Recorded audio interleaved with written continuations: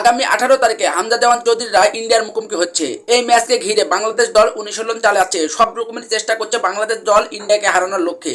India আগামী 15 তারিখে বাংলাদেশে আসবে, তারা এসে ঘুরে গেছে। বাংলাদেশে কি কি সুযোগ সুবিধা তারা নেবে সবকিছু মিলে বাংলাদেশকে আগে থেকেই ভয় পাচ্ছে এমনটাই ভাবা যাচ্ছে। কারণ ম্যাচ শুরু হতে এখনো 15 দিনের মতন সময় রয়েছে, এত তাড়াতাড়ি তারা এসে বাংলাদেশের জায়গা টায়গা সবকিছু দেখে যাচ্ছে। তাহলে বুঝুন ইন্ডিয়া কেমন করে বাংলাদেশকে ভয় পাচ্ছে।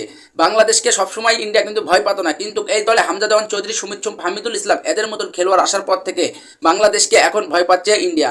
ইন্ডিয়ার সঙ্গে বাংলাদেশের যখনই খেলা হোক একটা অন্যরকমের উত্তেজনা একবারে লেগেই থাকে। এখন থেকেই সেই উত্তেজনা চলছে। সবকিছু মিলে আগামী 18 তারিখের এই ম্যাচে বাংলাদেশ ইন্ডিয়াকে কয়টা গোল দিবে আমার মনে যাচ্ছে কমপক্ষে বাংলাদেশ ইন্ডিয়াকে 3-4টা গোল দিতেও পারে। কারণ সাম্প্রতিক সময়ে ইন্ডিয়া কিন্তু লড়বড় অবস্থানে রয়েছে। তারা সিঙ্গাপুরের সঙ্গে এক ব্যবধানে ড্র করেছে এবং ম্যাচগুলো তারা আর জিততে পারছে না, ড্র এবং হার জিতের মধ্যে দিয়ে যাচ্ছে। কিন্তু বাংলাদেশের দলের চিত্রটা পুরোপুরি উল্টো। বাংলাদেশ দলে হামজা দেওয়ান চৌধুরী আসার পর থেকে বাংলাদেশ দলের একবারে চেহারা গুলোই পাল্টে গেছে। এর পাশাপাশি হামজা দেওয়ান চৌধুরীর পাশাপাশি সুমিত সোম, হামিদুল ইসলাম এবং জায়ান আহমেদ খেলার পর থেকে বাংলাদেশ দল মনে হচ্ছে একবারে উড়ছে। সবকিছু মিলে শক্তিশালী হংকংকে মাঠে যেভাবে এক ব্যবধানে ড্র করছে বাংলাদেশ, এই আত্মবিশ্বাসটি কাজে দিবে বাংলাদেশের জন্য। আর বাংলাদেশ দল সাম্প্রতিক সময় কিন্তু দারুণ ফর্মে রয়েছে, বিশেষ করে ফুটবলে।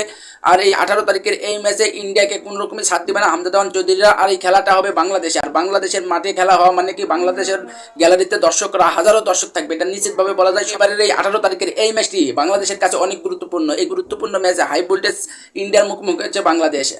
তো দেখা যাক ইন্ডিয়াকে বাংলাদেশ কয় গোল দেয়। আর বাংলাদেশ, আমি জানি বাংলাদেশ ইন্ডিয়াকে যে ফর্ম বাংলাদেশ করছে সাম্প্রতিক সময়ে, এরকম ফর্ম যদি ধরে রাখতে পারে তাহলে ইন্ডিয়াকে 3-4টা গোল দিয়ে দিতেও পারে।